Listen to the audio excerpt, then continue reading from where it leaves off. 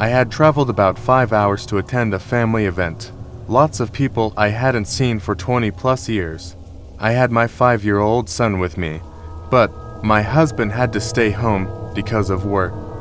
Crazy drunk/stoned hippie aunt came up and said, "I see an owl on your shoulder, protecting you." Okay, love, see you again in another 20 years. Lay off the bong. Driving home, it's about 2 a.m., middle of nowhere, still probably 2 hours from home. Kids asleep in the back and I start to have little danger naps. So I pull over at a rest stop, thinking I'll jump out and have a quick cigarette and get back to it. I get out of the car and just standing there a meter from my door is a big white barn owl. What the heck? Have my smoke while this thing just stares at me, not even blinking. Amazing. Get back in the car and decide to have a quick sleep before I start driving again. Okay. Better safe than sorry. Maybe the owl is trying to tell me something. Maybe it's 2 a.m. and I'm delirious. About half hour later I wake up to this terrible banging, scratching noise. I open my eyes and this owl is on the bonnet of my car, right in front of me, and it's jumping up and down, flapping its wings and banging into the bonnet and the windscreen. Okay, what the hell, mate? I go to get out of the car to shoo it away, and when I look out my window, there's a man, right there, staring at me through the window, smoking. I still don't know how it happened so fast, but I just locked the doors, started the car, and started to back out of my spot. The man jumped at the car, trying to open the door and punching at the window.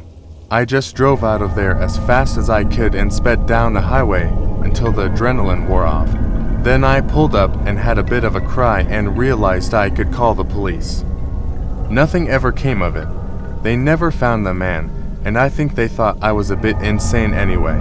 As if there was really a strange man in the middle of nowhere in the middle of the night. I was probably just dreaming. Overtired. Imagining things. I'll forever be grateful to that big white barn owl though.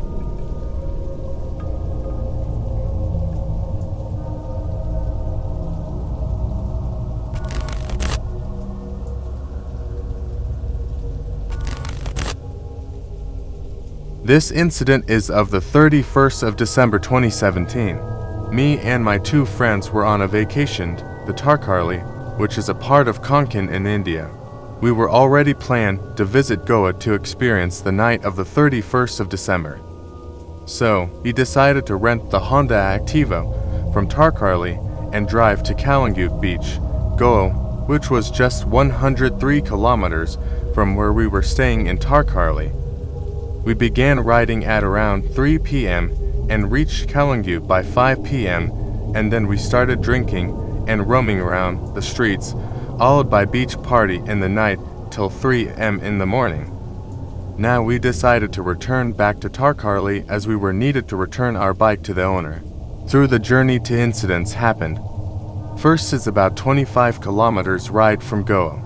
We were on the highway and we didn't observe any vehicles through that road for about 20 minutes. The area was surrounded by little cliffs, there are no lights and it was single lane. The area was surrounded by little cliffs, there are no lights and it was single lane. All of a sudden there comes a SUV behind us start honking and it was keep honking and once came beside us and tried to shift us to the roadside. We really freaked out and it seemed that we are in the hands of gangsters now. W stopped and tried to confront, but the driver opens the window asked for the route to some place that we didn't know. There was nobody in the car and this made us calm down. There was nobody in the car and this made us calm down. Then he left but we still were wondering who the heck do that if they have to ask for route. Second one happened when we were about 20 kilometers to 𝚜𝚗𝚗𝚋. This route was through the forest and some villages. It was all dark and nothing was around that place. My friends were on their bike and I was alone on my bike driving behind them. I heard some rhythmic whistling as someone is near me. I looked behind but I couldn't see as it was too dark. I came besides my friends and asked them if they heard any whistling. They said no, but one of them said it might be from they guys who were sitting in the auto. But we were surprised and said, "What auto?" We didn't see any auto or any person throughout his way. He said the auto, which was there on the left of the road. This creeped me out as I knew my friend, he never lies. We remained silent for a few seconds and then throttled our bikes and were driving with 80 kilometers per hour through the faked up roads. This incident I can never forget in my life, and the chills that I had at that time being driving alone.